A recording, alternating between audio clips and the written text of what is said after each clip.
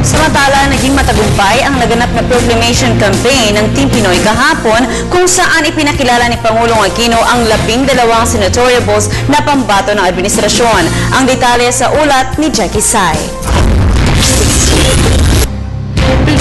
Na ang Team Pinoy sa Plaza Miranda, Quiapo, Manila. Personal na inendorso ng Presidenteng Benigno Aquino III ang kandidasya ng 12 senatoriables na sina Cheese Escudero, Loren Legarda, Grace Poe, Cynthia Villar, Coco Pimentel, Sonny Angara, Bam Aquino, Risa Hontiveros, June Magsaysay, Jambi Madrigal, Sonny Trillanes at Alan Peter Cayetano. Ang bawat kandidato ay binigyan ng 8 minutes upang magsalita.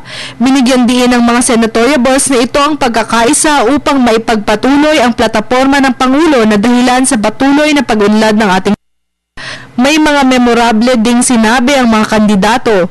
Isa sa mga nakakuha ng pansin ay ang pagsuot ni Senator Cayetano ng pulang boxing glove na simbolo sa laban ng kawalan ng trabaho at mababang sweldo ng mga Pilipino.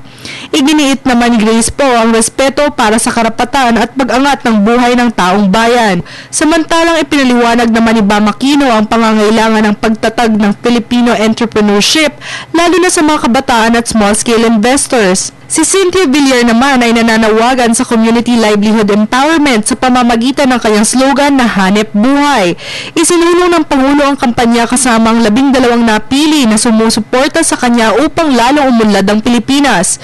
Nagtapos ang programa nang itinaas ng Presidente ang kamay niya kasama ang mga senatoriables.